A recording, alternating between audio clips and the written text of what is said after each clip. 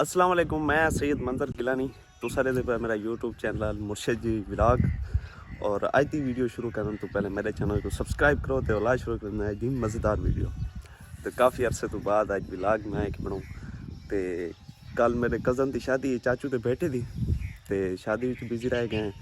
तो हूँ सुबह मैं सुबह तो ना आख सकते 11 का टाइम है तो धाता तो अज माशाल्लाह मौसम इतना प्यारा थे आखड़े कि अज कोई सर्दी महसूस ही नहीं थी पी हाँ कि हालांकि मैं खाना थिया तो कोई सर्दी का अज तो मौसम ही टुटा गया। अल्लाह करे कोई बारिश आ गई तो मौसम ही साफ रहे।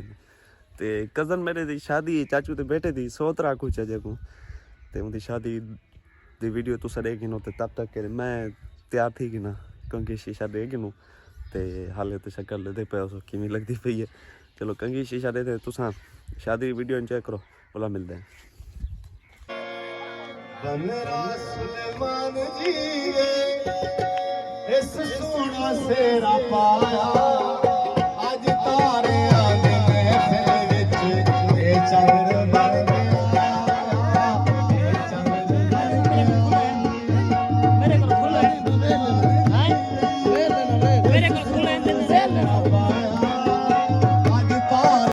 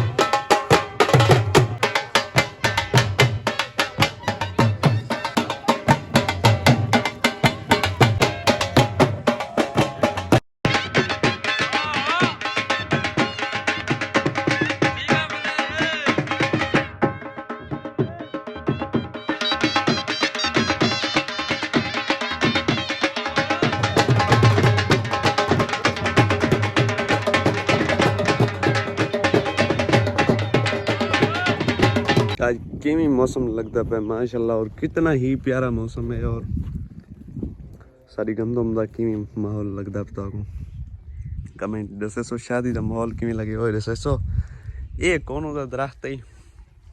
मैं इस गल की देखे सर्दियाँ ची तो गर्मियाँ ची ये सड़ता नहीं लेकिन बस नसीब की गाल है कि उत्तों एक किकर उनकी जी जहर डटी है ना सर्दियाँ इतने के ई बूटे को सुखा देते हैं बिल्कुल। ये पे सर सब्ज खड़े कितना ही अच्छा खूबसूरत दिखता पे और अगू तो सारा गंदम सर सब्ज है। आज तो सूरज निकलिया खड़े माशाल्लाह कितना प्यारा मौसम लगता पे। मैं पैप गिरन गया शॉप से मेरा पैप गिना है ये सारा जी दीवार है ना उनके तलू पानी गुजरने बारिश आ जो कोई जो माहौल बनता ना तो पानी वास्ते आसानी बने ताकि दीवार का नुकसान ना थी।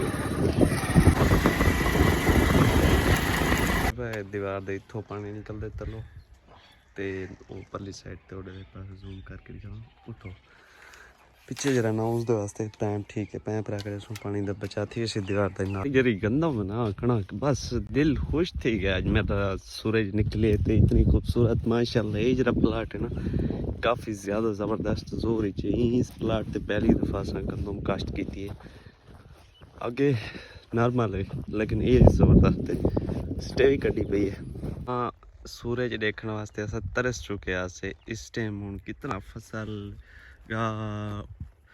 सरसों कितने खूबसूरत लगते खाएंगे बंदे का दिल आदे बस। लेकिन ये दरख्तों की जी रौनक है ना वो इस महीने चली वेंदी है वो अगले महीने आई वेंदी है जी आँधी है वह तां ज़्यादा खूबसूरत होंगी है। इन सारे खुदा पाक दे मौजे और नेमतां रहमतां कि अल्लाह पाक ने इस मुल्क दे विच 4 मौसम दितन और चारे मौसम ज़बरदस्त चारे मौसम ही खूबसूरत दितन। निकले पालक हल्की हल्की है विच कुछ भी थोड़ा बहुत है गाजरी भी थी खड़ी है गाजर भी है पिया, वो भी खूबसूरत थी पी। एक बात है सब्ज धनिया, ये इन सब्ज धनिया छोटे छोटे कितने खूबसूरत और प्यारे हैं पे। बस इन्हें को खावन दा और सलाद वास्ते कितना ही क्या खूबसूरत आते। असा मैं देख लो थोड़े बहुत गलत थी वजन इंसान को कि असा बड़े थे। मैं तो एक मेहनत को तुसा मेरे को ज़्यादा वाकिफ़ ही है मेरी अपनी लाइफ को ज़िंदगी को सोशल मीडिया नाल मेरी मैं शुरू को ही सोशल मीडिया ते रिलेटेड हाँ।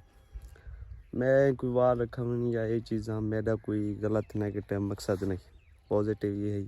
और अल्हम्दुलिल्लाह मेरा किरदार भी अच्छा ही और साबित भी था किरदार अच्छा ही।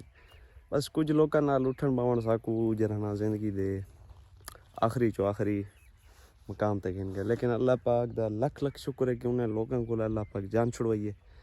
बस वो लोग हैं सारे किरदार थे अल्लाह पाक महफूज रखे। और इंशाल्लाह हूँ वाला स्टार्टिंग की से भी लागें और रासों भी लागें।